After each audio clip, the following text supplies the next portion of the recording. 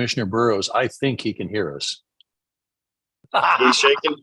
He's shaking his head. Yes. So, all right.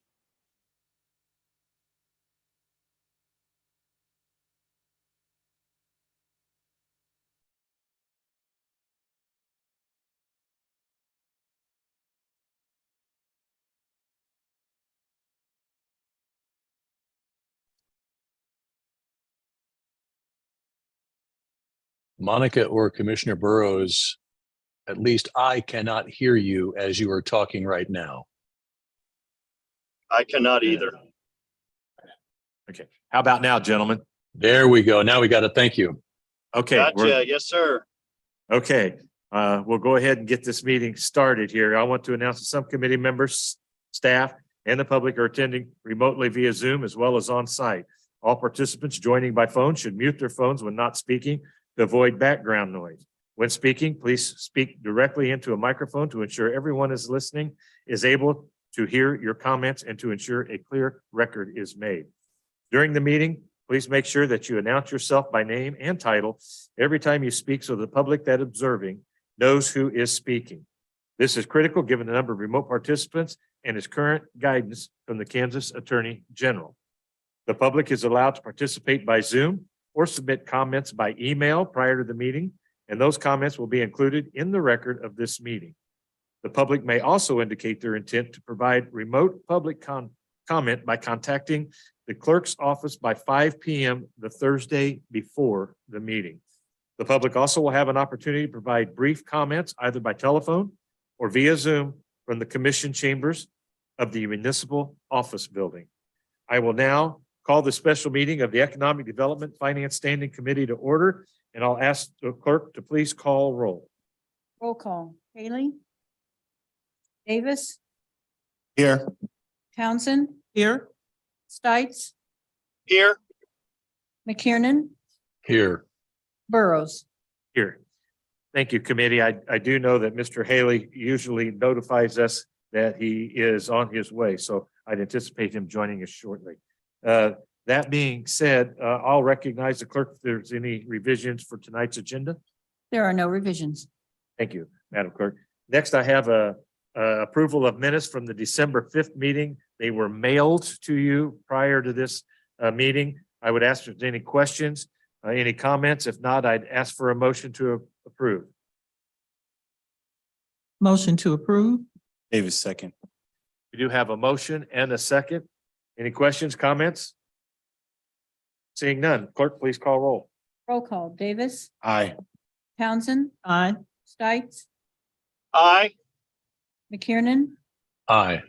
Burrows. Aye. Motion carries. Thank you, committee. We have the minutes out of the way. We're going to get right to it tonight. The first item is an action item, and it's a resolution dealing with the Woodside IRBs. This is adopting the resolution determining the intent to issue industrial revenue bonds in the amount of not to exceed $52,927,000 to finance the costs and equipping of commercial multifamily facility for the benefit of 4601 Rainbow LLC.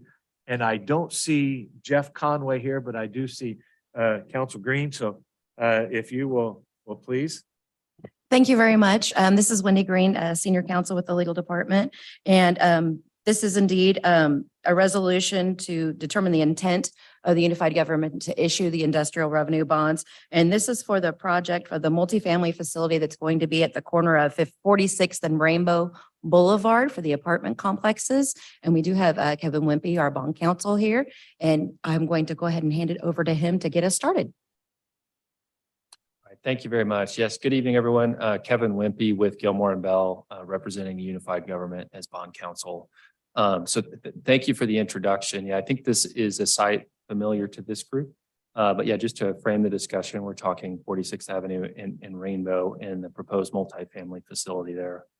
As you've seen with other similar applications here, the developer in this case has submitted an application requesting the issuance of industrial revenue bonds. So to take, 1 minute refresher for this group, I'll sort of introduce what we're doing here tonight, a little bit about the project. And then representatives of the developer here from Polsonelli, Bob Johnson's here to walk through portions of the project. And so again, the refresher for this group is that what's proposed here is the issuance of industrial revenue bonds or IRBs. And they'll be purchased by the developer. And so what this means is that this isn't construction financing. These bonds are not being issued to provide that upfront construction financing, and instead are being used as a vehicle for granting incentives. And as you all know, with IRBs, the incentives here are sales tax exemption on construction materials and furniture, fixtures, and equipment, as well as a property tax abatement for a maximum term of up to 10 years. Here's a sort of summary slide about the economics of the deal and to again reframe the discussion. What's anticipated at the site is an approximately $70 million investment for 149 apartment units wrapped around a structured parking garage. The middle tier of bullets there discuss the current base taxes as the land's currently used as a parking facility or a parking lot, and brings in 21,000 and change of current base sales tax. I'm sorry, property taxes. The abatement request before you that's encompassed in the resolution of intent and also the payment in lieu of tax agreement that's authorized under that puts forth an approximately 50% 10-year property tax abatement, which is modeled off of similar requests for market rate apartments in the unified government. There's also an estimated annual taxes paid after the 10-year payment in lieu of tax period expires of a little over $367,000. And again, the principal amount of IRBs tonight is just under $53 million. And this slide simply shows, again, the subject property. So with that quick overview, I'll cede the floor here to Bob to talk more about the project. Thank you, Kevin.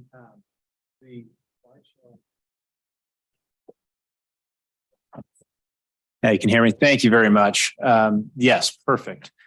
Bob Johnson here with Polsinelli Law Firm. Thank you very much, Chair and members of the committee, for having us here tonight. Aaron Mesmer, a member of the development team, representative of Block Real Estate Services, is here. Blair Tanner of Tanner and White, the other member of the joint venture development team, may be appearing online. He had a previously scheduled flight at this time, and so he may be on the ground and may be able to chime in as needed. But I should be able to get through the presentation myself. But if you'd like to hear from either of them, we're happy to bring them up. Appreciate being back in front of you and appreciate all of your support during the land use process. As you recall, we had a unanimous approval there. We're certainly not here to rehash or go through any of the land use issues. Again, those were gone through very thoroughly, as you recall, long and very thoughtful process that we believe produced a very high quality and responsive project with the level of community engagement that we had throughout that long period of working with the community and the UG to arrive at the project that is approved to be built today. As discussed by Kevin here, the project is, let's see, I can advance this here. Yep, great. As you recall, at the northeast corner of 47th and Rainbow, development of a long underutilized site that today produces very minimal property taxes for the city and county, in other taxing jurisdictions, of course. And of course, we've discussed all of these things before, but a reminder, it's the gateway to the UG from the south. Goal of both us and of course the UG was to arrive at a project that will be a flagship, something that the UG will be very proud of, we hope, as the gateway to the city, and something as you come in from Westwood or from any of the directions there as you reach that nexus of 47th and Rainbow, that this is really truly something that stands apart and stands as a beacon of progress here and an opportunity for different housing types and new development in the Rosedale neighborhood. The design intent was to produce very high quality development, dramatically increases pedestrian friendly features and in the environment, and enhances safety and frankly turns a dilapidated site into something that is of the highest quality and aesthetics. Developer believes it achieved all of these things through what again, we believe is unprecedented community involvement and engagement in the design process, led to multiple iterations of the project, as you can recall, and led to some truly, we believe, wonderful transformational features that will benefit the community at large and the site itself. This is a good example. You may recall that the condition along Rainbow there is quite dangerous with the sidewalk directly abutting the street, essentially slopes right into the street. We'll take that sidewalk farther to the east and create a huge buffer there with very significant and enhanced and costly landscaping. Same on 46th. We'll create a walkable pedestrian environment. In the upper left is the current condition where you can see the parking that's on the street today, constricting that drive there on 46th Avenue. We'll take that parking off the street, some of which will be within our own garage for guests of the facility. And also there will be parallel spots on our property that will be no longer in the public right of way. Again, enhancing the safety of that area.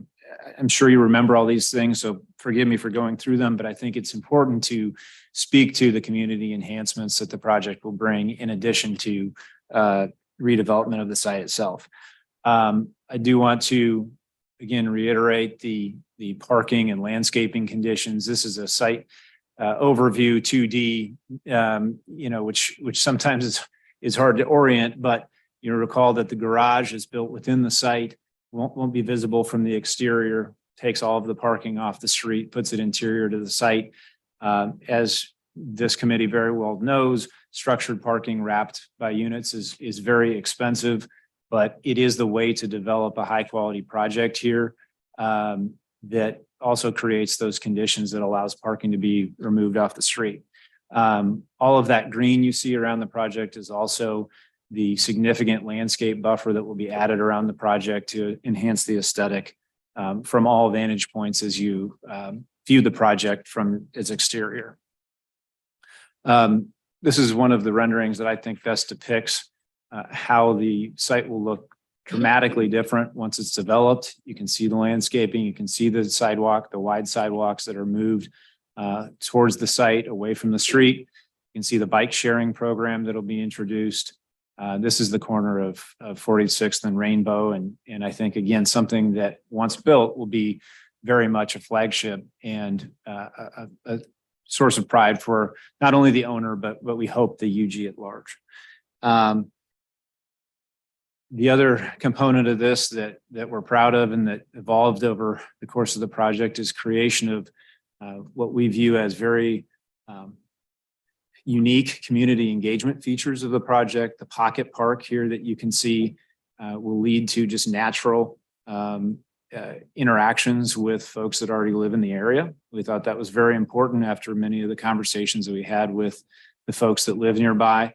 And also these kind of walk-up units on the base. You may recall those that are a unique feature that lead to kind of a townhome style feel where people are entering and exiting their units right there onto the 46th facing area, so that community engagement is enhanced. This is not something where people will only enter their units from internal spaces. There will be really this truly walk-up townhome feel that we think is important for this location. This is just another good look at moving that parking off the street, some of the parallel parking, the pocket park there, the high level of materials, the articulation of the facade that we discussed very, very often and numerous times through the land use process, and the high quality materials that are utilized in the construction. All of these items, of course, bring cost, but it is the only way. I've heard this many times in my internal conversations with the developers. The only way they're going to develop this site. They're not going to develop this site for something less than truly the highest grade Class A project. That is what this development team's intent is. It's what their track record is. That's something that, as a dedicated long-term owner, that's their plan here. This is not a merchant build where they're going to look to build and get out of it quickly. This is something where they want to be here and own a project and have a project that's high quality from day one. Of course, there's the immediate value that Kevin referenced as well of the economic impact to the taxing jurisdictions from very low tax base today to a much more significant tax base right away, which we think is a win-win. It's a win-win. It allows the project to proceed, and it also gives immediate value to the taxing jurisdictions from day one, and essentially shares in the benefit of moving forward with this structure as proposed. No surprise, quality here means cost. The site is costly to begin with the structured parking that we're building around. But that said, you know, this is the only way that we're going to do this project is high quality. And these materials do come at a premium. This design comes at a premium, but it's the right way to do it. Those features were held constant, as you know, as the design dropped from 172 to 149 units. That's very straightforward in the math there that you lose units, you lose revenue, but the costs remain significant. That said, that's not something the developer is willing to sacrifice here. And we hope that shows in the design.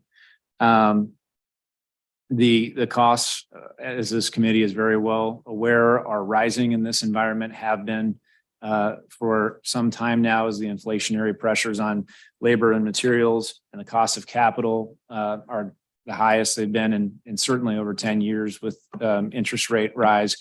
Not a sob story by any means. It's just a factor here as we look at incentivizing this project. It's the basis of the ask to create a project that is viable, but also again shares in that benefit day one. And with that, we ask for your support and stand for any questions you have. Thank you, Mr. Johnson. At this time, I'll ask the committee if they have any comments or questions. Please ask if you have a hand up that I don't see, please. No hands are raised. Okay. Mr. Johnson, the project's been back before the public a number of times, and sessions that were made to ensure that the public had their input in the project. So I commend the developers in taking the time to ensure they were able to make it that's allowable. So I do appreciate that. The question, I would have a question in its reference to the pilot and the structured fee. I think I was trying to go through the contract agreement, and maybe bond counsel can help me. And Wendy, the 50% tax abatement for 10 years as well as the pilot, or is it the 50% because of the pilot? That's right. That's right. That's right.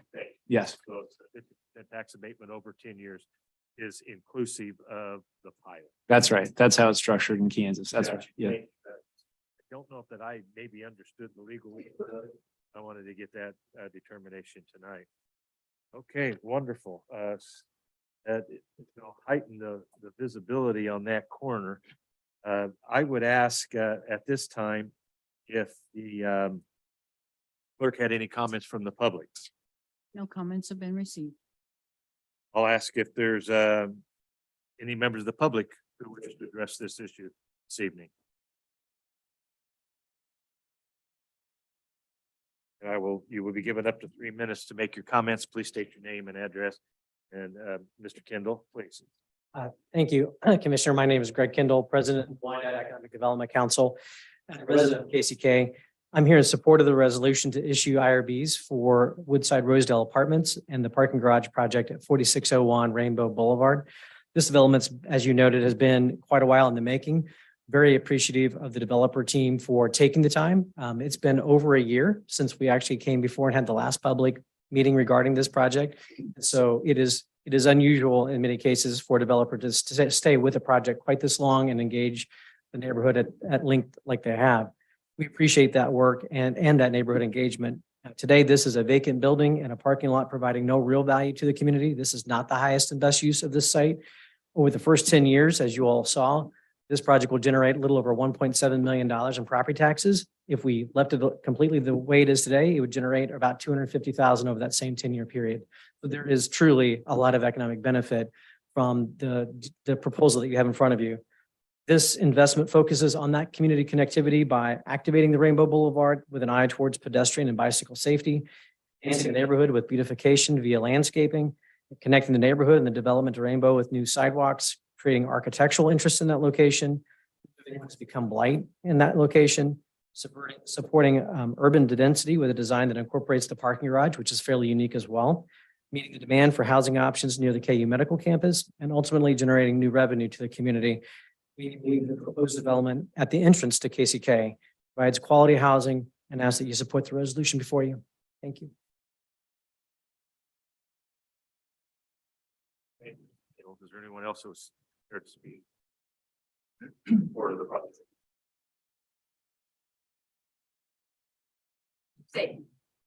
Did you say in support of the project? Or the project? Please state your name and residence. Sure, Aaron Messmer, 155. That better? Yes.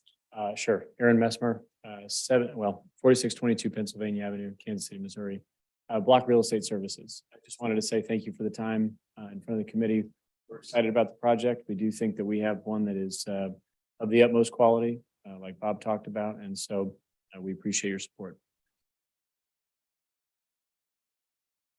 Is there anyone else who would like to speak in support of the project? Madam Clerk, is there anyone online that would like to speak in support of the project? No hands are raised. I will now entertain those that would that are opposed to the project. Please be offered the opportunity to speak. You will have 3 minutes, and I need your name and address, please. Kelly White, 4410 Francis Street. I was the neighborhood president at the time of this project while everything that they talked about was going on. It was over a year. I would like to, this wasn't part of what I intended to say, but since he brought it up, I would like to point out that the majority of the neighborhood was in fact not in support of this project. There was evidence in the commissioner's packet. So I just want to make sure that's clear.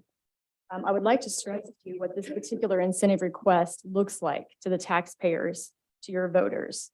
A developer is requesting tax exemption to build luxury apartments right next to the development, the complex that they currently own. And as we have been repeatedly told by this developer, they are rented at full capacity all the time.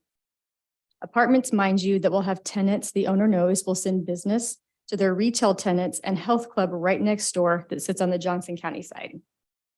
We are in the middle of an affordable housing crisis, and we have developers and their legal team pulling up in their luxury cars, asking for permission to avoid taxes in the most desirable area of the county.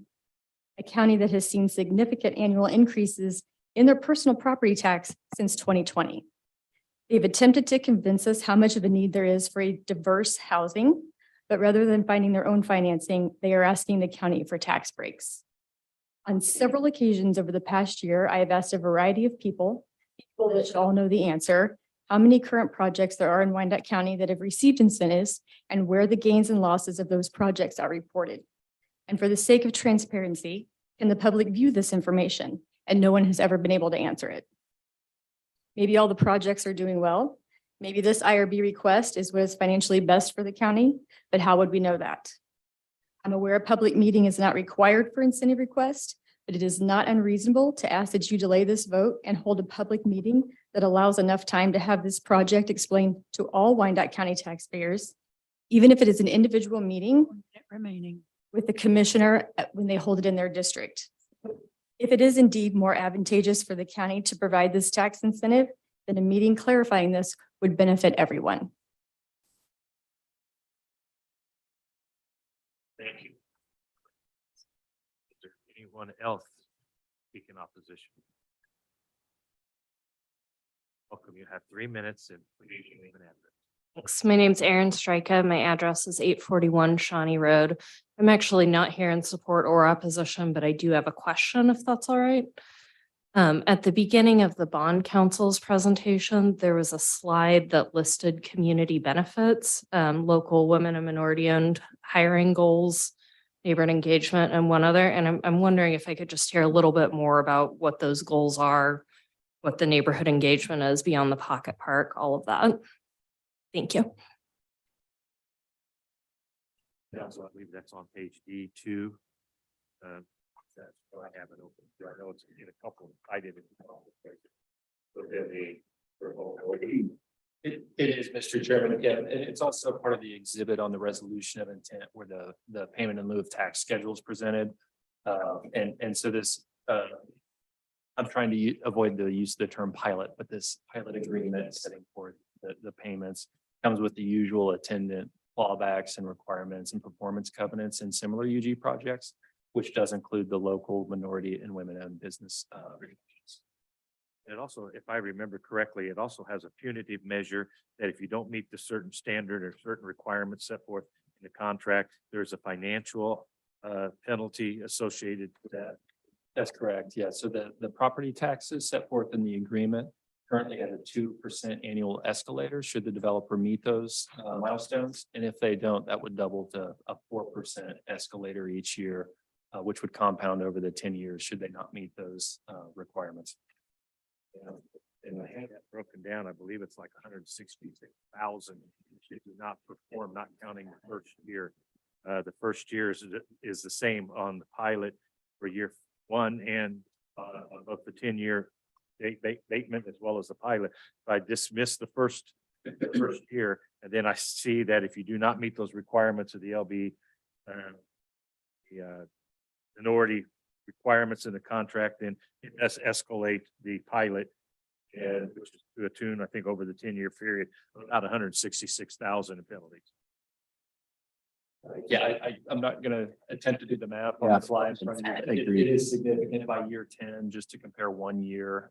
Should the 2% against the 4% inflator, it's coming up on, in excess of $36,000 difference in the payment in lieu of tax that 10 year. Yeah. Thank you. And one other question, if I may, I'm looking at section 3.9 on page 7. It talks about the tax abatement commences in the year following the year in which the bonds are issued. You don't have a start date, Mr. Johnson, for the project until 25 and a completion date of 27 or 28, if I remember correctly. I got to go back and look at myself here. December 31st of 2028. So we're talking at this time, 4-year build out. So I think I'd draw a distinction between what our outside dates are and what our goal dates would be, which would be sooner than that. I think that I would be hard pressed to tell you the exact commencement date or completion date, just given capital markets. That's what's going to control it. I will say that those are the dates that we are, those are the dates that are our outside dates, not the goal dates for us to hit. So those are the dates by which we, get in the situation we'd have to come back to you and ask for an extension, and we don't want to have to do that. So those are intentionally set farther than we hope to actually commence and complete the project. I appreciate that. Presently in the documents, I think in your statement, you had made a comment that the property presently pays $23,000 and some change in property tax now. Somewhere in the presentation I read. I believe that's that on was here. the tax amount presently. I think that's roughly, I would assume that you would still be paying that correct.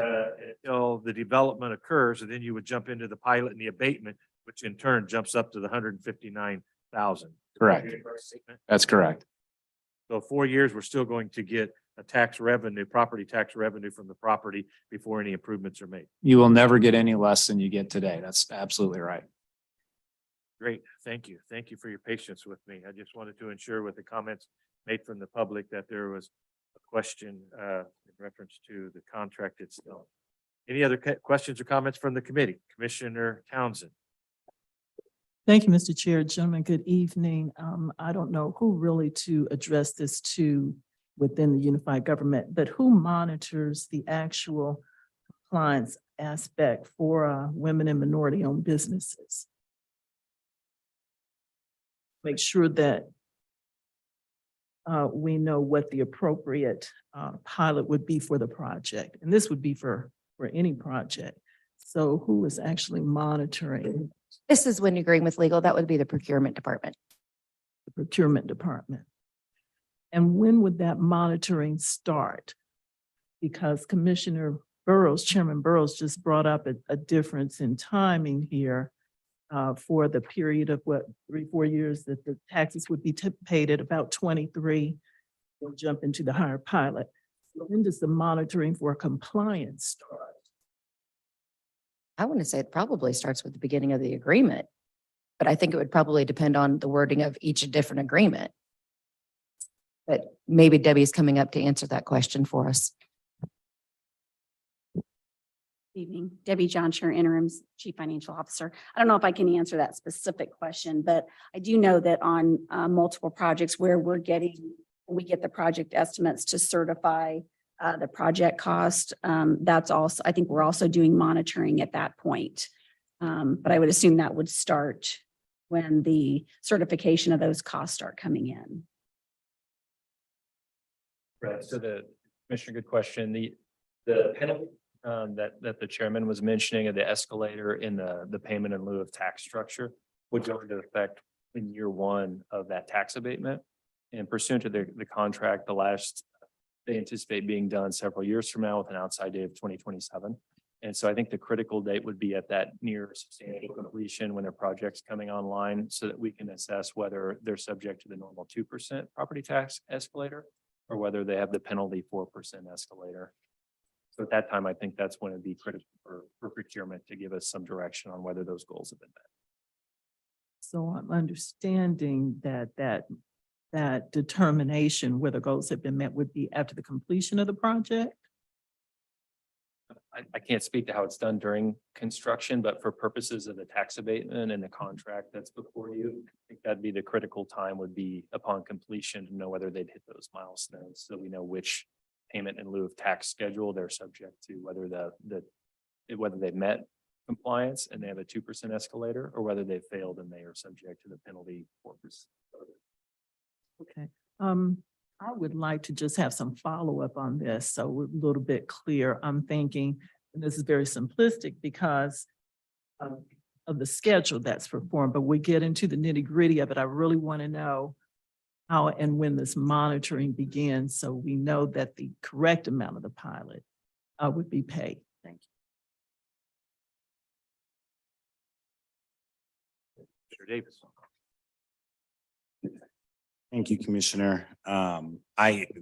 You all kind of remind me of where we are with this particular project. I remember all being on the agenda and kind of going through planning and zoning.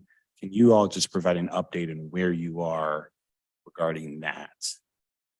The planning and zoning process? Yeah. Yes, yeah. So we came through the commission with regard to our preliminary development plan and the rezoning, which is really the main crux of the land use process. So we have those approvals from you all. And again, appreciate working through that process with you. As design, construction design, getting to actual construction plans moves forward, which is where they are now, is really getting into the depth of, true design plans. So there's a gradient from a preliminary development plan to a final development plan. And we'll move forward with that final development plan, which is essentially mirroring the preliminary development plan with only tweaks that your code would allow, unless then we'd have to go back through the process of preliminary development plan if we triggered some bigger changes. Very unlikely to happen, not typical. Typically you're doing, construction drawings and then getting to final development plan. That'll come back through the planning commission and then we'll be able to get our permits. So that's where we are in the process is working with the architect, working with the contractor to really get to that next stage of design to where you can actually hand off those prints to a general contractor to go on site and build the thing. So that's a long process. That's a time intensive process. That's what we've been doing the last several months. And after tonight, what we'll do for the next several months. And then there's also, this is not what you asked, but also kind of the financing component of it as well. That's parallel path with that. You can add anything else to that? Yeah, Commissioner, good question. And I allowed an opportunity, another note or two to sort of frame the discussion for purposes of your upcoming commission meeting and what will be asked then. And I think it'll also address a comment or two from the public we've seen tonight. But again, this is aimed towards your October 26th commission meeting. And there are attendant state law notice and public hearing provisions that go along with considering this type of request. Number one, the preparation of a cost benefit analysis. I know that those are in your packet tonight, performed by Municipal Consulting, who's the usual third party preparer of those studies. For what it's worth, every jurisdiction's cost benefit or benefit cost in this case came back positively over the 1.3 ratio that I think is sort of the benchmark on those types of things. Before your October 26th meeting, there will be notification provided to the school district, as well as a publication in the paper about the public hearing to be held on the 26th. And you'll hold the public hearing on the 26th, and at that point be asked to consider the resolution of intent, which would also authorize execution of the pilot agreement. Gotcha. That's very, very helpful. Thank you. Because again, it's just been so long now. Yeah. I didn't know. I didn't know what happened with the project. So that's very helpful just from a context point of view. Have we made the cost benefit analysis available to the public for review? Because I know it's not in the agenda packet. But if not, that would be my request that we make this analysis public so that folks can look at this as well. I'm just trying to address a comment that was made there, just so folks know what we're all looking at the same thing. That's a big concern of mine. 50% tax abatement, about $1.95 million over the life of this, and property taxes, over $400,000 in BPU pilot payments. I mean, I see this as something that, while doesn't necessarily address the housing crisis here, it also does address the issue of having an abandoned building that isn't really doing anything. And I think for us and the work that we're trying to do is find that happy medium between both developing our community, because if we don't develop it, we don't have the revenue, while also not leaving our residents behind. That is not an easy task at all. The numbers for this will go into the general fund. And when that budgeting process comes, we'll have to consider what priorities we want to fund. And so, gentlemen, thank you. This has been very educational. Staff, thank you. And Chair, those will be my comments. Madam Clerk, does anyone, did any of the other commissioners have questions? No hands are raised. Thank you. I thought I saw one other person wanting to speak. Is this, please clarify, is this in opposition or in support of the project? Basically in opposition. Okay, so please announce your name, turn your microphone on, and please state your name and address, please. You have 3 minutes. I'm Shirley Carter Eichert. I live at 804 South 89th Street, Kansas City, Kansas 66111. I am just kind of getting tired, and I'm not easy to get tired. But every time we have a meeting when someone wants to build the big housing and stuff, I see no Black people in the group just wanting to get this done. And I can understand why we always have all of these white men telling us what we want to do or what they want to do that we don't want them to do. I don't think that we're giving the community a fair place to make recommendations, because we need a lot of housing in Wyandotte County. We need a lot of housing for the homeless, and we need a lot of the housing for poor people before they get homeless. And I'm very, very concerned about this. Every little corner of property, we have to put up some very expensive apartments or something. And people are still sleeping on the street. And right down the street on 7th and Minnesota, We have a congestion down there every day because people have nowhere to go. This summer, I took about 200 bottles of water down there when it was hot. There's nowhere for poor people and homeless people here to go. We need to be thinking about this when we give millions of dollars for someone to come in to do a project that's probably going to be too high for a lot of our citizens to live in. All of the projects going on out by the Legends, they're building tons of them. I see them every day. I go by them a couple or 3 times a day to see they have not got any Black people out there working. 1 minute remaining. And that is very disgusting to me. And somebody needs to explain out of this group is why there's no Black men into your little cocoon that you're proposing to get our taxpayers, our tax money to build. That's what we're loaning you. Thank you.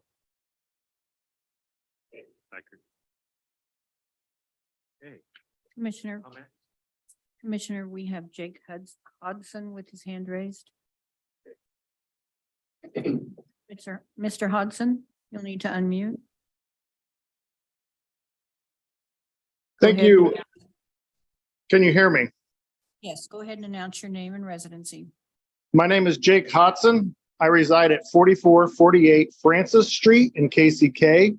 I am the president of the Spring Valley Neighborhood Association, which is the neighborhood that this building is being proposed in.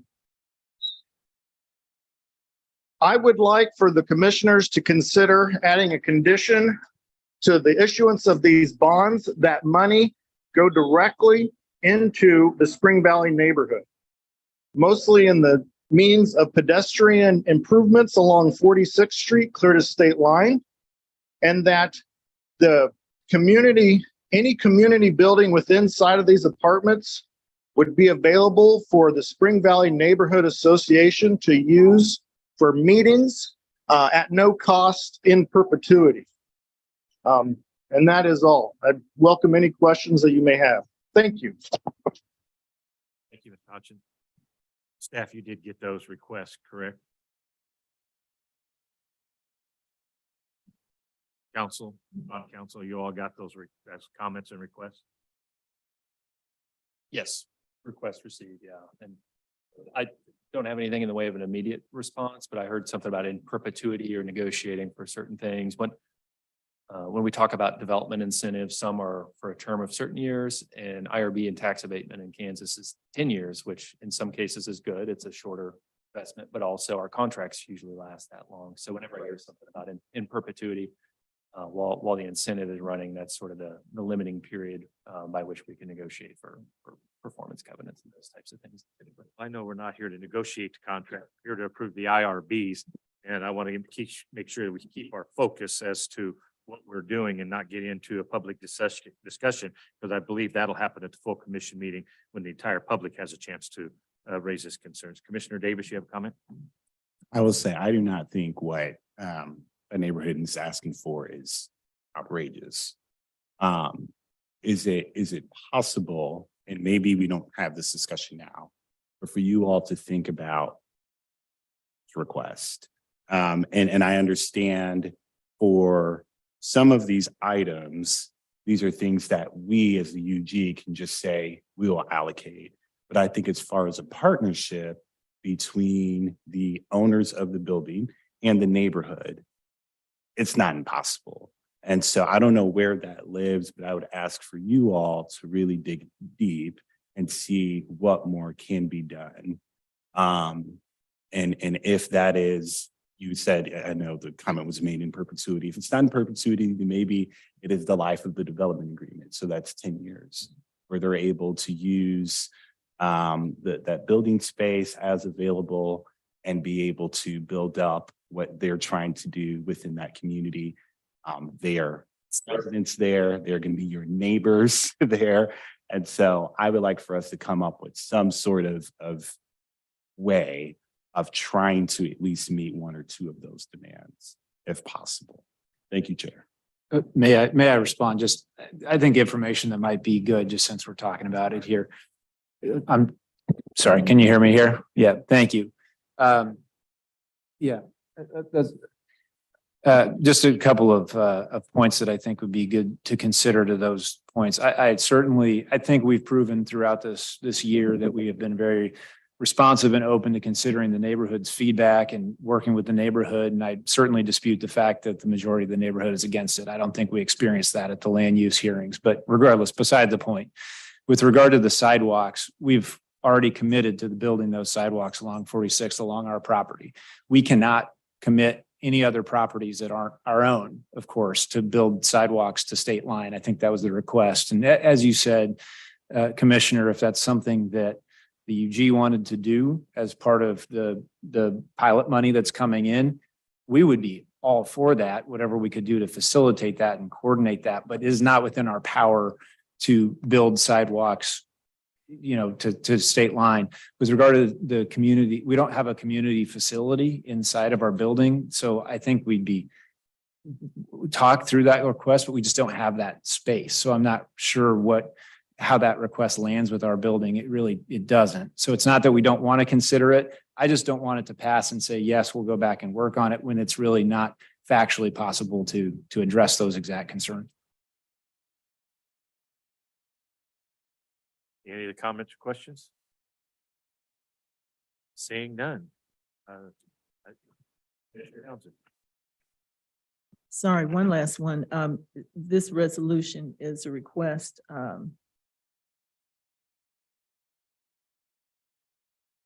for the issuance of the bonds at 52.9 million.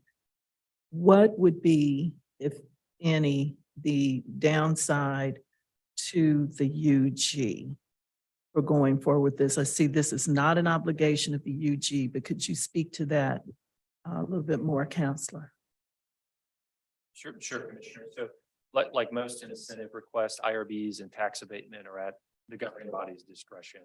And so I know we talk about varying abatement levels and percentages and so forth. Under state law, you have the power to grant a full abatement or all or a portion of that. And so it allows a lot of flexibility for finding the right fit, if you will, as to what, you know, the developer thinks makes a viable project given costs and their expenses. And also what makes a good, you know, policy decision from the UG standpoint.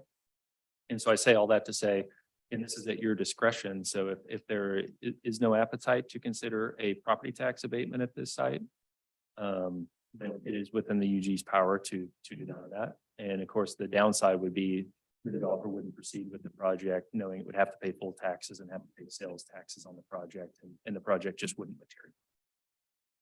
Okay, and I'm okay. So the other part, the heart of my request really, I guess, is assuming we do this, what, if any, exposure does the UG have? Sure. Thanks for highlighting that point. So with industrial revenue bonds, these are not publicly offered. Again, they're purchased by the developer. The UG's full faith and credit is not pledged and is in fact prohibited from being pledged under state law.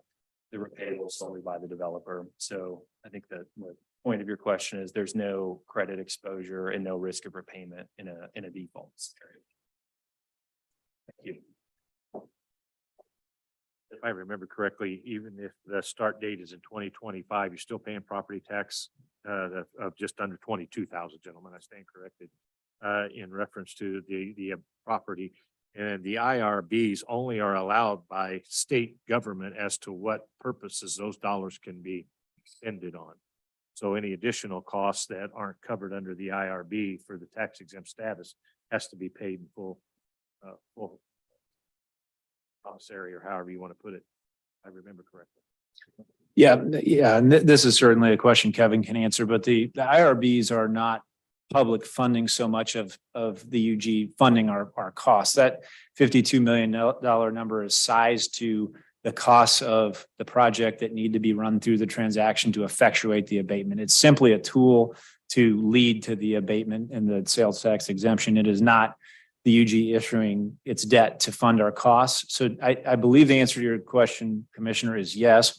But I think it's yes in any course that all of those dollars are coming from the developer regardless. The developer's paying for all of those project costs. It is just merely a tool, a conduit is the word we use to get to that exemption. All right, any other questions? Commissioner David?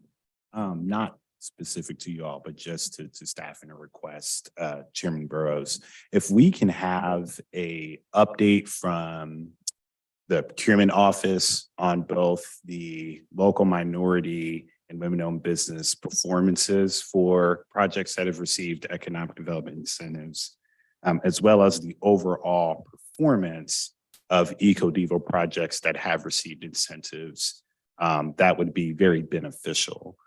Just so we can see in the last 2-3 years, what have these projects done? Have they been able to live up to the agreement that we have in place and kind of benchmark where we're at on performance?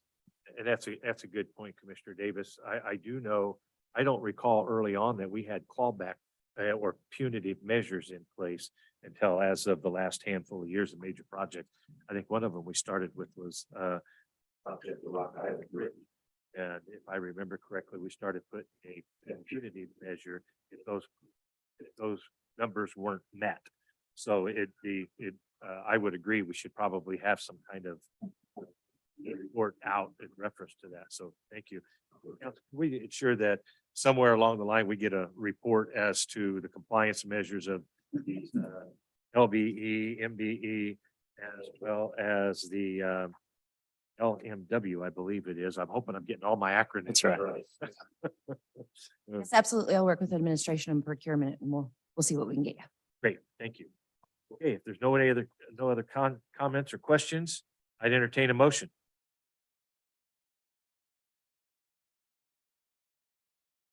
Council move to approve. Davis second. We have a motion and a second for approval of the IRBs for the west side IRBs. Thank you. Thinking part of the development's already there.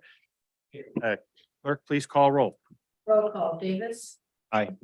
Townsend. Aye. Stites. Commissioner Stites. Aye. McKiernan. Aye. Burrows. Motion carried. Thank you. Thank you. Appreciate it. Appreciate it.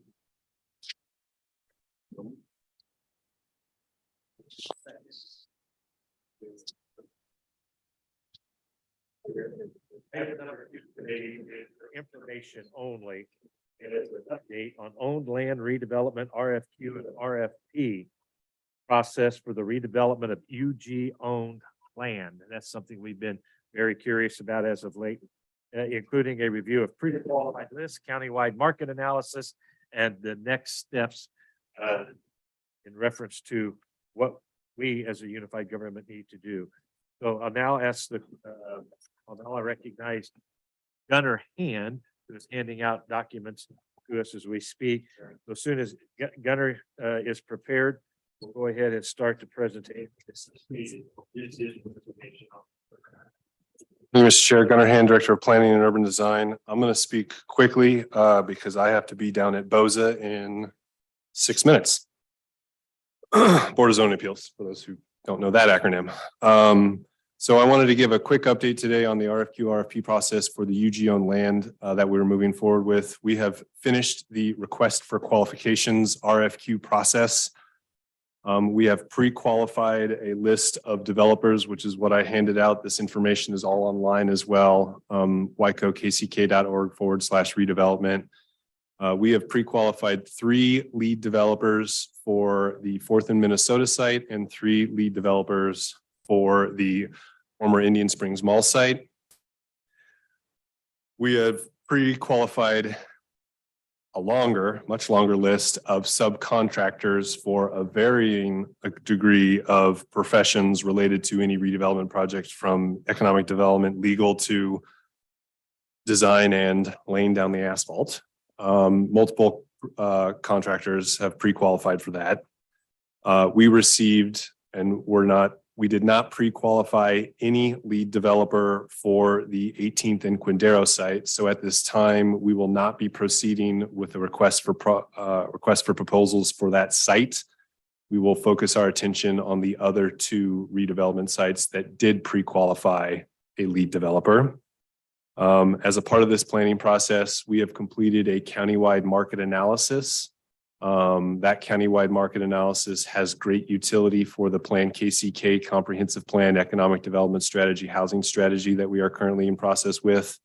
But it was designed as a tool for developers to use and potentially tier off of their own pro formas and own calculus that they do as they develop development proposals for these sites. I would also just quickly plug that countywide market analysis would also have great utility for a whole host of other partner agencies, be they school districts, housing authority, other UG departments, other developers. Our partner cities in Bonner Springs, Edwardsville, and Lake Quivira can all use that countywide market analysis to their own utility, which is why we made it countywide, not citywide. And this is the beginning of many public engagements that we will have over the next couple of months related to the RFP process. So we're here tonight to take any questions, give a quick status update. We have scheduled a meeting for Friday, October 27th from 4:30 to 6:30 at the Merck, which will be our public meeting for the 4th and Minnesota site.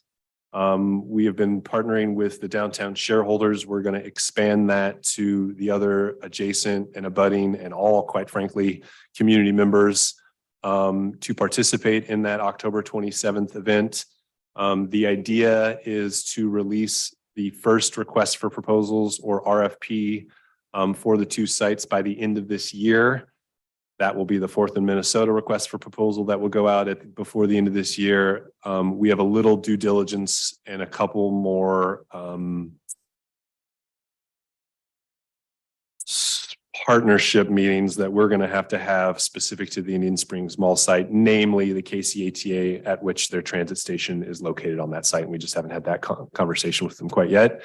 The intent of the RFP process is to gather the public input from this effort, that public meeting, and downtown shareholders and others to inform how we write that request for proposal. So what are the community benefits that we expect out of this site and its redevelopment? And then we put that into those RFPs, see how those developers respond and score based on the response to those desired outcomes as established by ourselves and our community. So again, we're really trying to redefine how we do community development while we have the leverage of we own the site, we own the property. We do believe that this, if proved successful, the next two RFPs could unlock.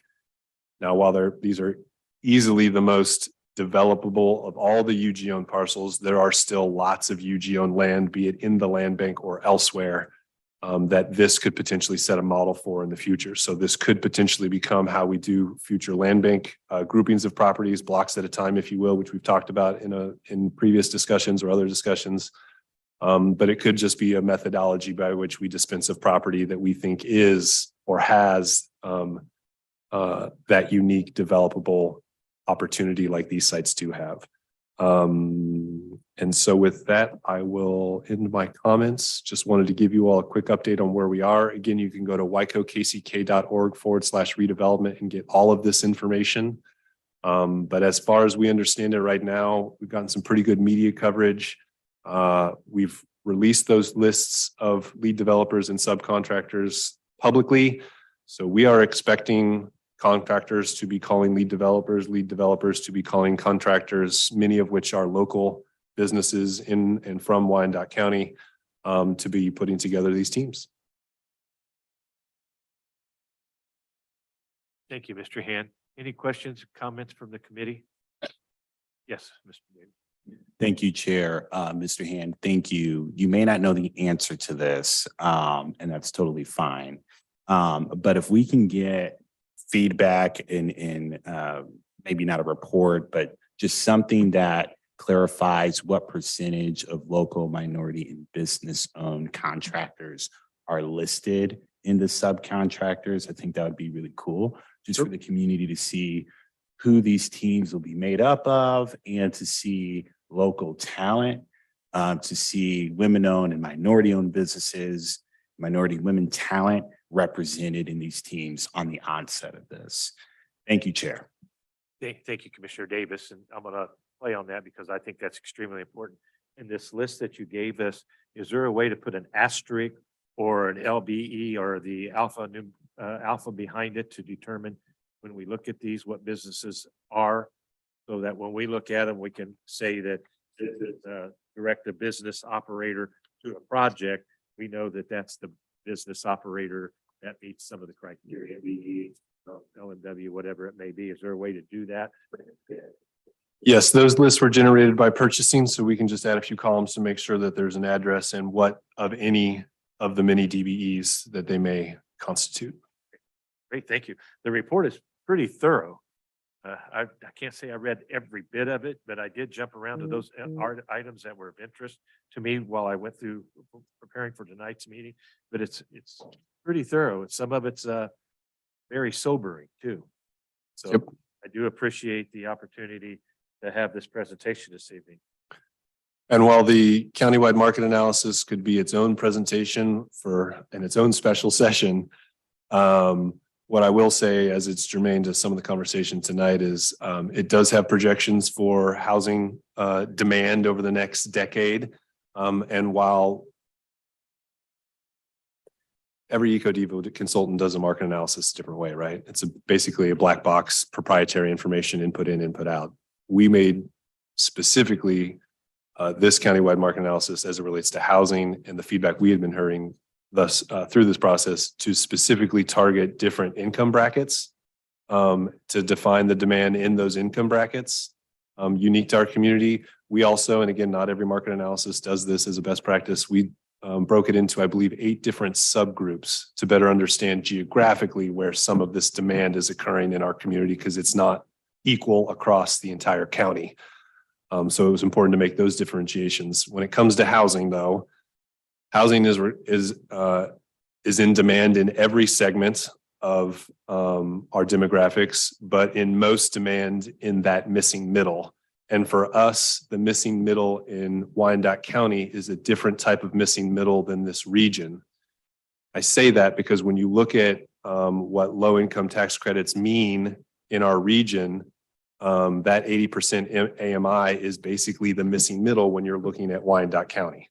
And that is the area of greatest need of housing. So whether it's, I mean, we need housing everywhere, but what we're seeing happening is people from high incomes don't have a large supply of things they want or could afford in Wyandotte County. And so they go down the demographics to grab housing out of others because they can pay for it. So it exacerbates quality, affordable housing in the middle and at the extremes. So building luxury housing, whether you believe in inclusionary housing or not, is not the point here. It's without building that housing as well, those people move down the economic ladder to grab housing away from people who can afford it, because that's where the supply is.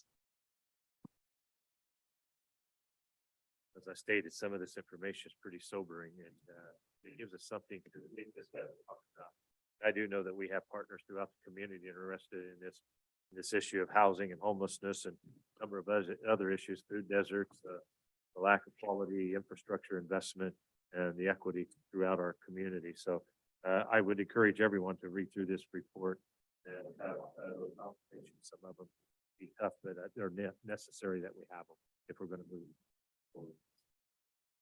Thank you, Mr. Hand. Any other comments? Yes, Commissioner Townsend. Thank you, Mr. Chair. Good evening, Mr. Hand.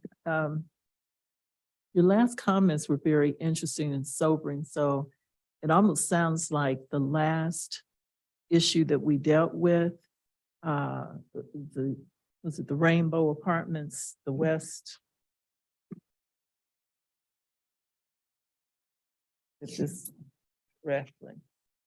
What was that? The West Westfield, Woodside, thank you, apartments, they were characterized as upscale. So based on your last comment, that would lead me to believe that some of the people who are at the upper echelon looking for housing, seems like the presence of these apartments may fill that gap, or I'm misinterpreting. I think that would be correct. Again, I wasn't specifically trying to direct my comments directly at Woodside, but I think it speaks to that it's not as simple as we would like it to be. There are a lot of moving parts in the housing conversation in our community. And I did read this, not everyone, but definitely that pertained to the downtown District 1. But it was hopeful. It did identify what our need was and how to go on from here.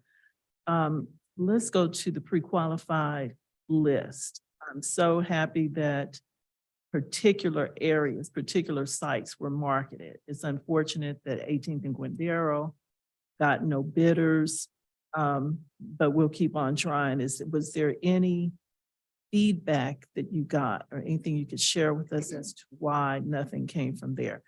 Question number one. Question number two is, now that we have pre-qualified lead developers for the other sites, Springs and the 4th and Minnesota site, simply where do we go from there? We have qualified developers. Where do we go from there as to what is to be built on those sites? Gunnar Hand, Director of Planning and Urban Design. As it relates to the 18th and Quindaro site, it was just there's two things I would say.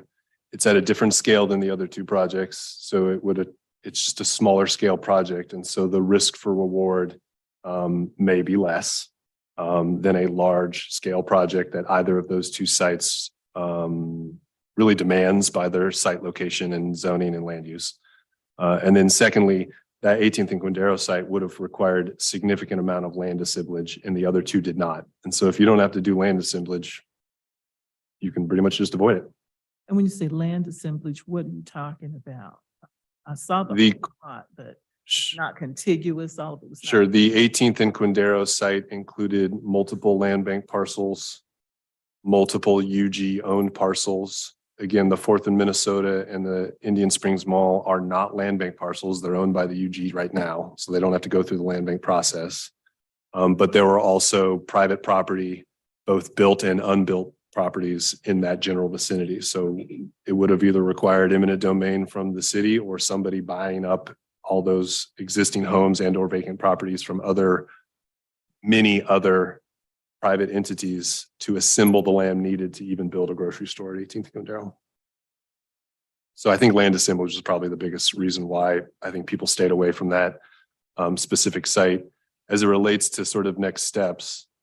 So if we have this community engagement phase where we have a better understanding of the outcomes and community benefits our community wants from these developments, they could be anything from like urban design, reintroducing 4th Street to Minnesota as an example, at the 4th and Minnesota site, connecting the Minnesota Avenue sidewalk down through the site and down into the Riverfront Heritage Trail. These are all sort of connectivity, urban design standards. There could be something in there about mixed income or type of affordability or number of jobs created. There's a whole host of benefits that we have to kind of work through to determine what that is. And then those 3 lead developers have the option to respond to that RFP. And, you know, it's going to be a situation where the best proposal wins, and the best proposal will be defined by the evaluation criteria developed through that public input process. So we have an RFP. We selected a developer that has the best thing. They go through the entitlement process. They will probably have some level of development agreement process. So basically after RFP, some agreement between that developer and the UG is formalized, and they begin kind of like an option, if you will, in land bank. They begin the entitlement and development agreement if need be for those sites, just like any other project. The benefit here is they get the land for free. Okay, So these developers that have been pre-qualified have not come yet with particular projects in mind. That was not it. Correct. They were pre-qualified on the basis of what? Pre-qualified that they can build a project of similar size, scale, and complexity as those two sites. So they demonstrated that now some of them put forward some ideas, which is fine, but that's not part of the qualification process. It was just part of the narrative and background context from them, what they'd like to see. It may turn into what their RFP is, but they were only asked to demonstrate, can you do what you say you can do? And then they were chosen based on what their financial stability, the number of employees they have, that makes them qualified to address these sites. Essentially, do they have a experience, expertise in the history of doing similar type projects? Yes. And you mentioned earlier a meeting at the Merck. Could you just identify again when that will be, and again, its purpose? Yeah, sure. So again, this is all on wykokck.org/redevelopment, but the purpose of our next community engagement, which is on October 27th, Friday, 4:30 to 6:30 at the Merck Community Room, right there at 5th and Minnesota, is to host a public meeting specifically about the 4th and Minnesota site to figure out what the public wants from that development. Thank you. I do want to be respectful of Mr. Hand's time. He did say he had a meeting 12 minutes ago that he had to get to. So if there's any other questions, and Mr. Davis, if you want to ask your question, Mr. Hand's willing to stick around. You want to go ahead? Sure. Commissioner Davis. Yeah, I'll go very, very quickly. So timeline, when can folks expect kind of next phase for this and for that developer to be chosen? We hope to release the request for proposals for the 4th and Minnesota site before the end of this calendar year. I'm a big believer that no engagement should happen between Thanksgiving and New Year's. And so if we are to release it sometime in that period, we will add an extra long response time that responses will be due probably sometime at the beginning of 2024. Awesome. Last question, Chair. Thank you. I know that there's public engagement for 4th and Minnesota. There's also public engagement for Indian Springs at the Neighborhood Summit. Could you talk a little bit about that? Yes, thank you for that reminder. Again, Gunnar Hand, Director of Planning and Design. So directly the day after the meeting specific to 4th and Minnesota, we will talk about, we will have another public engagement opportunity at the Neighborhood Summit. It's that Saturday, October 28th, from 9 to 3 p.m. At Gloria Willis Elementary School. That will be more general about the RFP process. And then we have one more public meeting scoped specific to the Indian Springs Mall site. That could happen by the end of this calendar year, but my best bet is we're going to get through this first RFP, continue to do the background information work with the KCAT I mentioned earlier at Indian Springs, and probably come out in early 2024 with a public meeting at Indian Springs. Awesome. I did a town hall in Public Springs last year, so I'd love to partner on that. Thank you so much, Chair. Thank you, Gunnar, for your time. Thank you. Madam Clerk, are there any hands from the public? No hands are raised online. Is there anyone in the audience that would care to speak to this issue?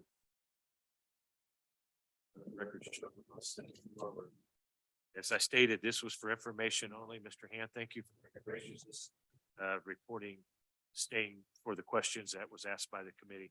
And I do hope that you're still timely enough to be. Thank you. Thank you for your time.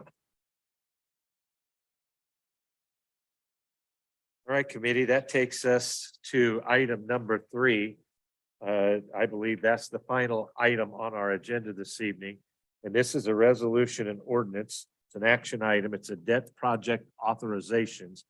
And this is the opportunity to run through a few of these questions you may have in reference to our debt. It's much discussion during our budget meetings that we've had in the last 3 or 4 months. So we do have Debbie Johnson this evening, our interim Chief Financial Officer, for comments and remarks, and then we'll get to questions. Debbie, welcome. Good evening, Debbie Johnson, Interim Chief Financial Officer. So I do have a short presentation regarding the project authorizations. So we are requesting approval of a resolution and ordinance authorizing various public improvements and the issuance of financing to fund those improvements. And before I get started, I just want to recognize some of the people that are here with me in case there's any questions. I have Elise Villarreal. She is our debt coordinator in the finance office. And then I also have from Public Works, Trenton Fogelson and Brandon Grover. So I'll just start.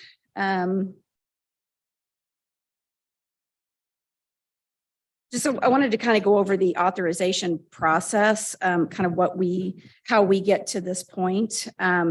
First off, debt projects are approved in the capital improvement program as part of the budget process. For the last several years, this packet that you received that has all the authorizations and all the listing of all the projects has been included in the budget document. However, this year, just due to staffing capacity, we just were not able to complete get these ready for the document this year. So as we noted when we were going through the budget approvals, that this item would come back at a later time. So we're bringing that forward. Did just also want to note the state statute requirements for debt issuance does require two approvals. One is the project budget approval, which the Unified Government Commission approves all the projects that have been identified for debt issuance. Those are included in our capital improvement program, as well as the project authorization approval, which is required, and that is that states the information related to each one of the projects and what the work is to be done. Within the authorization report, you're going to find the project description, which basically shows the work that is going to be done and the location of the projects. The full project authority, which includes amounts authorized in the current CMIP, could also be prior year CMIP issuances. And then also the resolutions and ordinances that it lists out the items that have been previously approved by the commission. And as I stated, this document was not included in this year's budget, so we're bringing it forward now. But the intent would be that next year, with hopefully being staffed, we can provide that document within the budget document like it should have been. So I'm just going to talk about the debt authority reconciliation. If you go through this packet, it has a lot of large numbers, some of the projects. So I just wanted to go through that and kind of explain what is included in there. So that if you were to add up all of the projects that are in your packet, you'd have a total authorization of $335.1 million in authority. And that includes projects from looking back to 2018 and going forward to 2028. And so I've kind of detailed on here how we reconcile to that number. I did want to make, as I get to the one that says 2018 to 2023, I did notice after we sent this that there was a mistake in that number. So I'll talk about that when I get there. But so what's included is any authorized amounts that have been previously bonded through a bond issuance, including 2023, total $30.7 million. The 2023 temp note issuance includes $50.4 million. And then we've got the 2018 to 2023 unissued budget. And I'm going to go into a little bit more detail in that number, but that number shows 124.7. That should actually be 162.7. What you're seeing over here on the second table. I must have had a typo in there when I was finishing getting this updated. What also is included in there is the 2024 budget authority, which are new projects, either new projects or new funding for 2024. The reason those are not issues yet because we haven't done the 2024 bond issuance.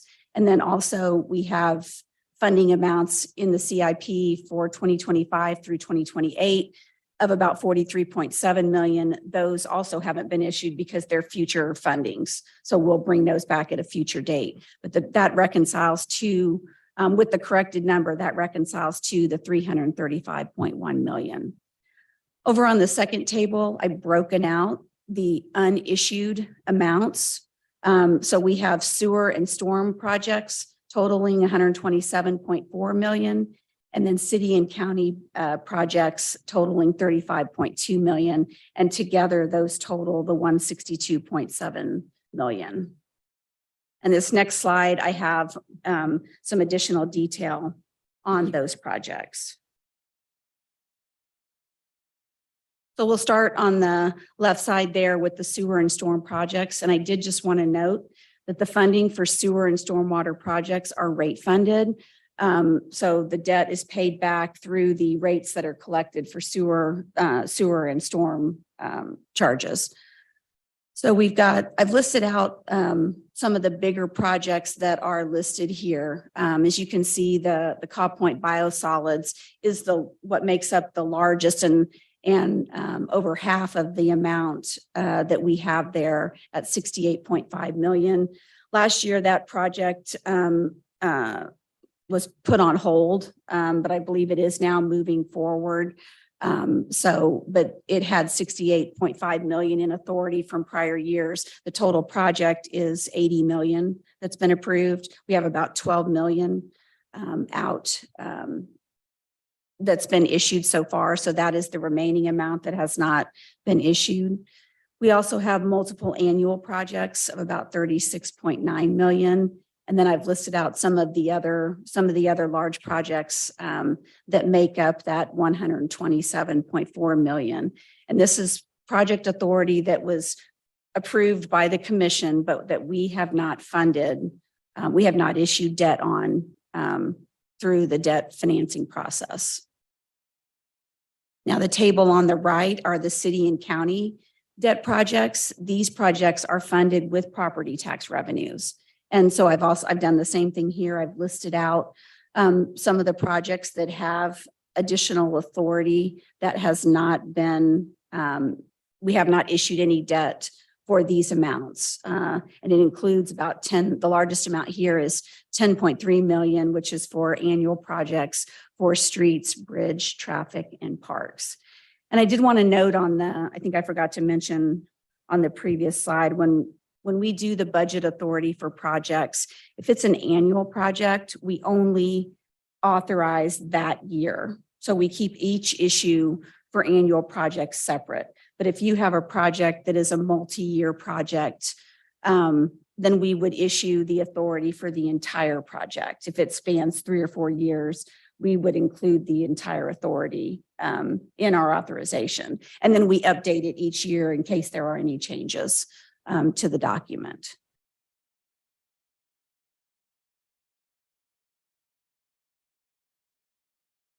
And so this next slide just kind of shows the calendar of where we're at today. We're presenting the project authorizations, and we're asking for approval to move that on to the full commission on October 26th. In December, we would bring back the sale resolution. That's something we do each year once we've gone through and determined what authority we have on potential projects that could be included in the 2024 bond issue. Here in the document here, we're listing all the authority, but we usually between now and then we will go through and figure out how much we think we're going to issue or how much we think we need for the next year, and then put that in the sale resolution. And then we would have the sale of bonds and notes in February of 2023 and the closing on those bonds and notes in March of, that should be 2024. February 2024 and March 2024, because then the current temp note that's outstanding matures April 1st of 2024. So we would close on the new temp notes and then pay off the old temp notes. So what we are asking tonight is for approval of the ordinance and resolution to authorize the projects for debt issuance. And that's my presentation, if there's any questions. Thank you, Debbie. Any questions, committee? Commissioner Davis. Thank you, Chair. Excuse me. I see in here in one of the listed projects, says Community Care Center. I know we had talked about that during the budget. Has there been any updates on kind of what that project will be? And then just the reasoning as to why we would issue debt for it right now? I do not, I don't have any updates. I don't know if anyone here has updates on that project. But it's not, and because it's in here for the authority does not mean that we will automatically issue debt for it. This just gives us the authority to issue debt if we choose to. Because this is one of the requirements to get this approval done before we can proceed with issuing debt. Okay, gotcha. I mean, it's $1 million, maybe issuing debt, paying interest on it. Just would like to know kind of a little bit more. Everything else here looks familiar, and things that I have seen. The other thing I'll ask, are any of these ARPA funded projects that just have yet to be executed on? I don't know. Let's see. I don't know that, I mean, all of the amounts that are issued here would not be the ARPA. If they were funded with any part of ARPA, this would not be the funding for ARPA. This is for the actual debt issuance, but I don't know that any of these are part of the ARPA funding. Gotcha. No, that makes sense. Given that was cash, I wasn't sure if we were using that to issue debt. Okay. Thank you, Chair. Thank you. That's a good question. So I do have a couple of questions. The rate on temp notes is done, are the temp notes done every year? We issue temp notes for 1 year. And so, yeah, the maturity, so we pay those off. And then if we have projects that we want to renew for another year, we'll roll those over into the new temp note. So I guess some of us, I want to get back to the comment and question that Mr. Davis requested. I know there's been projects that were requested 4 or 5 years ago and they're in there to be bonded, but they're still out there and no action has been taken on them. And I just kind of wonder why we continue to have that in our bonded indebtedness if we're not going to move forward with the project.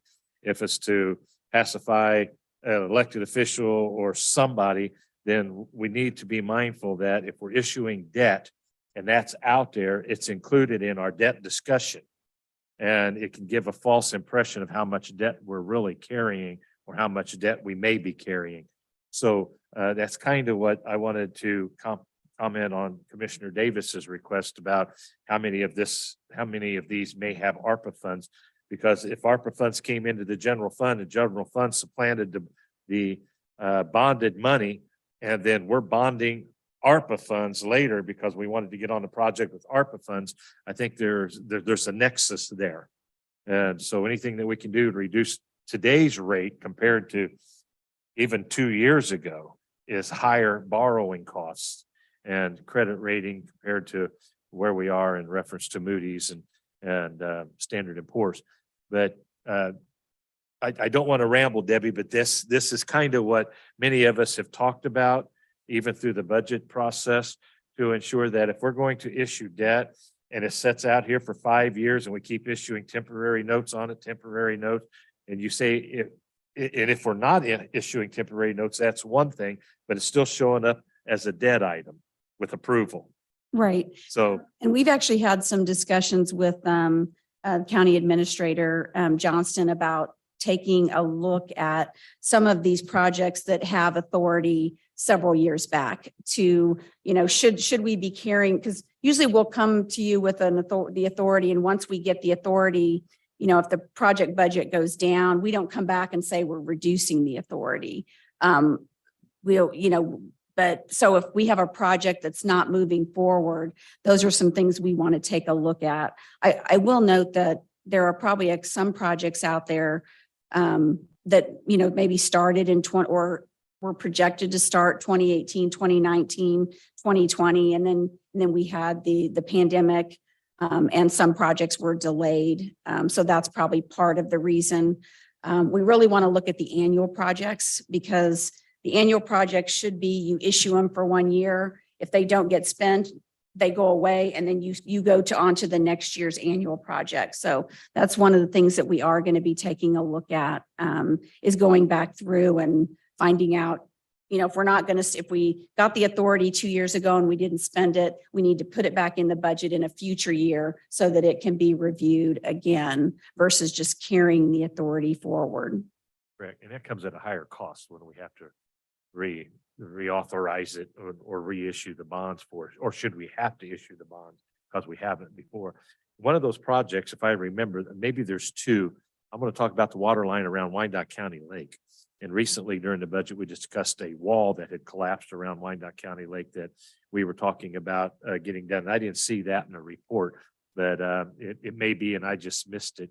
But that water line at Wyandotte County Lake, why wouldn't we have gotten on that and get it all done at one time when the rates were lower instead of breaking it out over 4 years and doing it a quarter at a time? I mean, those are the kind, that's not an efficient way to do business. And it's the same way with the paving of Wyandotte County Lake. If we're going to repave the roads, why don't we repave a large process of instead of a small section, then come back and do another section? And every time we do that, the cost goes up because we have to borrow money at a higher rate. So I'm just trying to find some ways to be a little more efficient, a little more effective with taxpayer dollars. Right. And I'm going to ask Public Works if they have any information on that, as to why we spread that out. Brandon Grover, Public Works Engineering. I can speak to the water line project in itself. The reason that was phased over many years was because prior administration recommended us go with that route in order to forego a large dollar amount hitting us all at once. Also, doing a large project like that in a confined area like the park would severely limit traffic capabilities. So it was also broken into phases to help keep the park open and functioning as best possible. Doing this water line, we do have to shut down some shelters at times in order to make their connections. So we didn't feel it was a good idea to shut off the entire water supply to the park, losing revenue from shelter rentals and things like that. So it was spread out. It was slated to be completed in 23. However, we put out 2 project bids and they came in well over budget because of material uncertainty.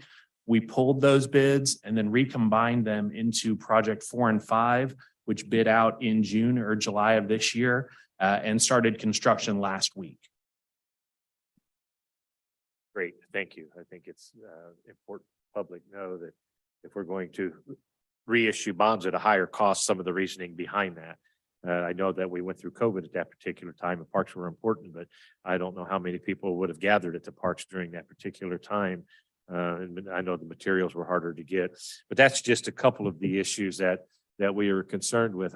I know we have a lot of infrastructure needs in this community and our borrowing costs are going to become even more expensive. And I think it's important for us as commissioners and to work with you all to determine what our real bonded indebtedness truly is. It's the cash value that we presently borrow, or is it the projected projects that are out there that are all inclusive so that we're not sending a mixed signal that we are borrowing far more than we can afford to pay at this time. And those dollars aren't being used efficiently. So I'm just trying as a member of this commission and with the conversations that I've been privileged to have with my colleagues to try to get our hands around our bonded indebtedness. And I will just note, Commissioner, we look at that. We look at, what projects we put in the budget. I know, we have that. We've kind of had a limit on how much we do under the city debt portion, kind of in line with what our mill levy was. But we are going to be looking at that. Kind of lost my train of thought there for a minute. That's right. We've thrown a lot at you, Debbie. That's okay. But that's something that we review every year, and we are, we do look at, how much is being issued, and a lot of some of these projects, we have not actually issued the debt on. So, and that's that's part of our review that, Elise spends a lot of time going through. Once this gets approved, we'll start working with the departments to say, you have a $4 million project. Are you going to spend all of that 4 million, or are you only going to spend $1 million of it next year? And then we only issue what we believe they are going to spend, because we don't want to issue the whole amount and have it just sitting there. So we'll issue it over several years. And then once we spend the money that we've issued in temp note, we will bond that portion so that we don't keep rolling over money into a temp note that we've already spent. Those are things that we look at. And we have reduced the amounts that we've been issuing. Some of the projects, in some years we bond more than we do in others, and that's just kind of when those projects complete. Some projects take longer, and some projects finish very quickly. So we're quick to make sure that if we spend the funding, we get it bonded so that we don't keep paying additional interest costs and issuance costs to roll those over. Yeah, and I understand that. I think it's important to be mindful that inflation happens. And Right. but if with project is $4 million 4 years ago, and we're still issuing temp notes and it's not finished, that project now is going to be closer to probably $6 million. And that's not a good use of taxpayer dollars. And that's the difference. I think. Right. And there is a limit on the amount of time that you can have a temp note, which is 4 years. I think most of our projects usually roll over to a bond within 2 to 3 years. Some smaller projects may roll over within a year. But most of them are within the 2 to 3 year mark. We have some that go to 4, but there's usually a reason why it's stretched out that long. Maybe there's a delay on the project. But we are kind of watching that, because I do know that between the 2022 issuance and the 2023, interest rates did jump significantly. I think our financing in 2022 was one of the final lowest low amounts that we had received. So, and it did start going up. Well, So we are watching that. No further questions, Debbie. Thank you. Commissioner Davis? Thank you. That's very helpful. Ms. Chandra, could you just clarify? So we vote on this, send it to full commission, give staff authority. I'm having a hard time bridging between that kind of or that waiting period where the authority has been given to issue the bonds, but the administrator has the discretion, and staff has the discretion on whether or not to issue them to that full extent or issue them at all. Can you help just provide kind of some clarity on that middle?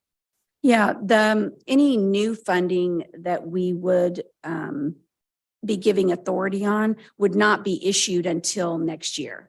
So we're asking that any new authority that wasn't included previously would be if there was any project that was ongoing, increased in cost, that could increase the authority, or it would be 2024 projects or beyond that could have funding that would be included. So we're not doing that issuance until February of next year.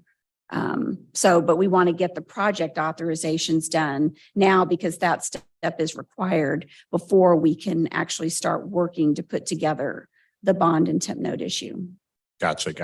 And what we have is a maximum amount by which that particular project, by which we can issue debt for that particular project. Right. We can always find other ways to save money for the taxpayer and return that back. Right. This is the maximum. So if we issued a project and we gave it an authority, you approved authority for $1 million, we could not issue more than $1 million in debt for that project.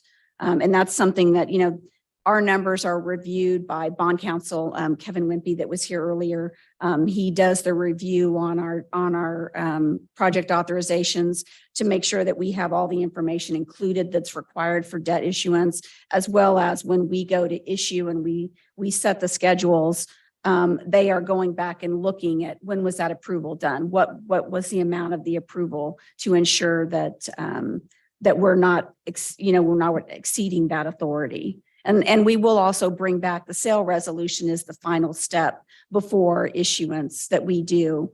And that will narrow down what we intend to issue within the next year. It won't be this full amount because some of this authority is for future years beyond 2024, where we would only be bringing a sale resolution to what we intend to issue in 2024. Gotcha.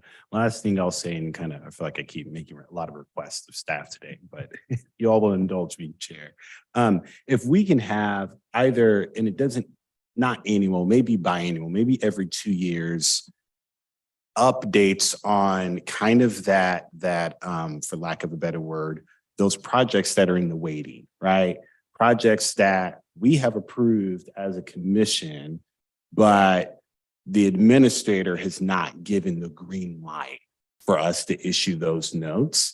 That would be very helpful for us to get a better handling, as Chairman Burrows had alluded to, of where our finances are at. And I know you all are working very, very hard, and we actually reduced some of our debt within this budget that we adopted. And so I want to commend you all for that, but just a report of some sort would be very, very helpful. Thank you, Chair. Yes, we can provide that. And I believe also when we come back with, when we do the actual sale, I think we also do a reconciliation then for, here's what we showed you in the sale resolution. And if we reduced it even, because once you approve the sale resolution, you can never issue more than what you put in the sale resolution, but you can always go down. And many times we sometimes reduce it even further. So, and we provide that reconciliation, I think, the night of the sale. And we'll make sure we do that. Thank you, Ms. Johnson. I know that debt reduction has been much discussion in my colleagues and during the budget process. And so it's interesting to hear the questions that are coming forward. I think it comes from the education through the debt process as well as the financial process, to see them both side by side. Thank you for the presentation. I'm going to ask clerk, is there anybody online with a hand up or any questions? No hands are raised. Fellow commissioners, anybody want to ask a question while Debbie's here? Hearing none. Anybody from the audience care to speak on this issue? Okay. Please, 3 minutes. Lavert Murray, Economic Development Advisor in the Mayor's Office. On page, I guess they're not numbered, but as it relates to the CMIP project PRJ 6045, the Call Point Biosolids Digestion System for $80.5 million. I thought that there had been a revision to that project that lowered the cost. I know it went up to over 100 million and came back down to 80 million, but I thought there was a further reduction on that project. Can anybody shed any light on that?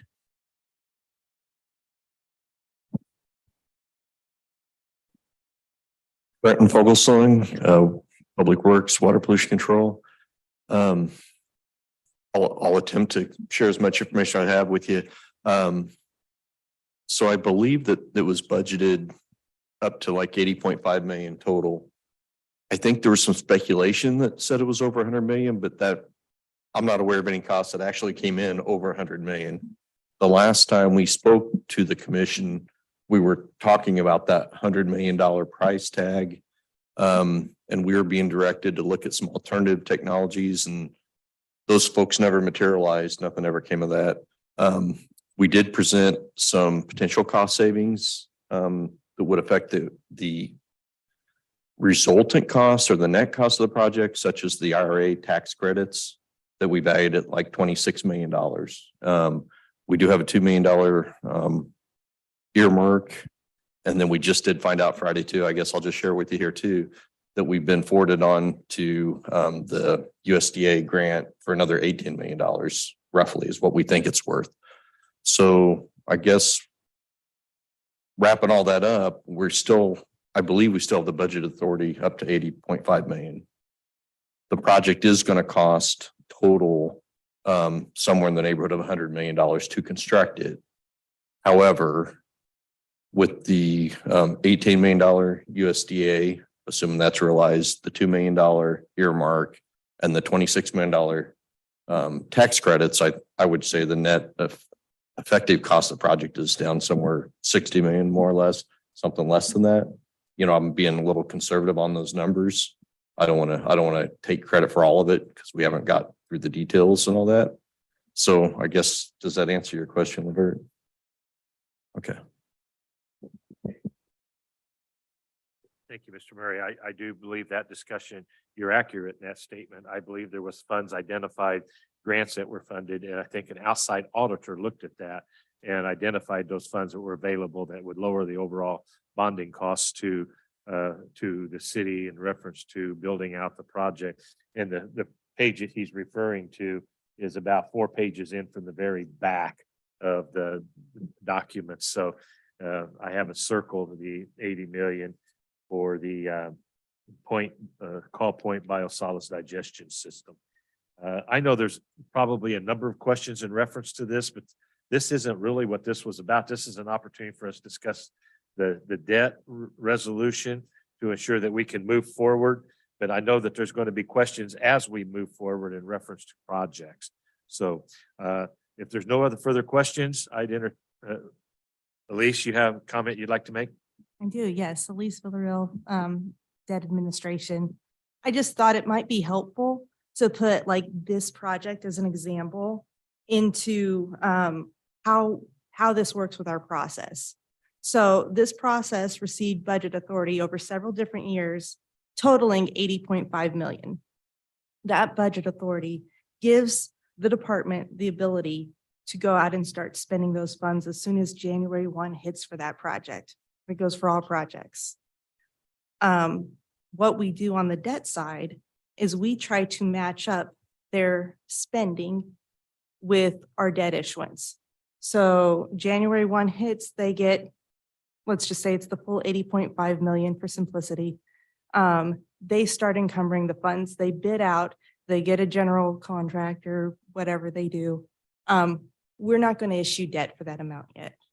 What we're going to do is we're going to wait and we're going to say, how much are you going to spend this year? And within the next 12 months. And that's how much we'll issue the debt for. That way we don't incur so much costs. And then let's say that they do get grants and the project cost is lowered. We'll find that out through this process because we're in communication with the department about how much money are you going to need this year. And so there is a natural lag between it being in the budget and it receiving debt issuance.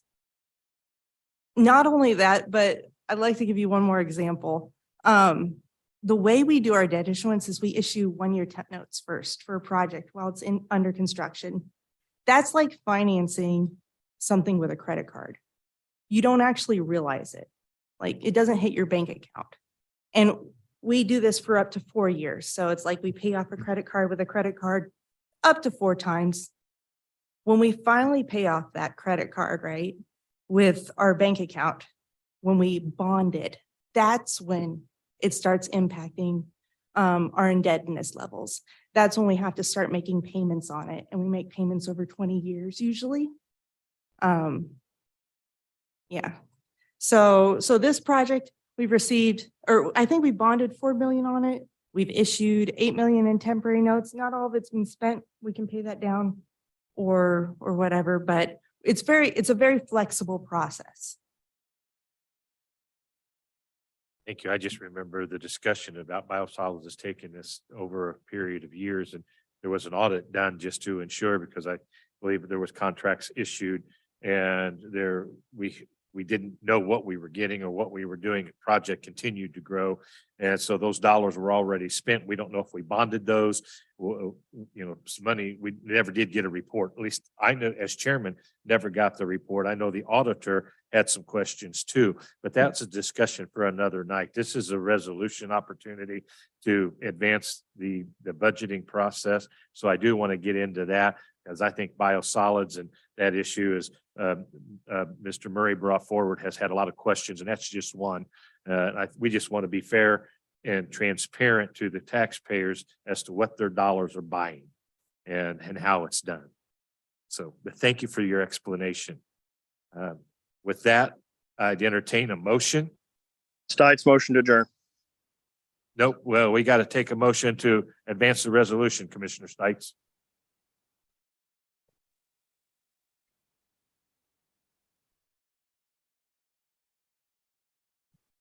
Townsend motion to approve is submitted.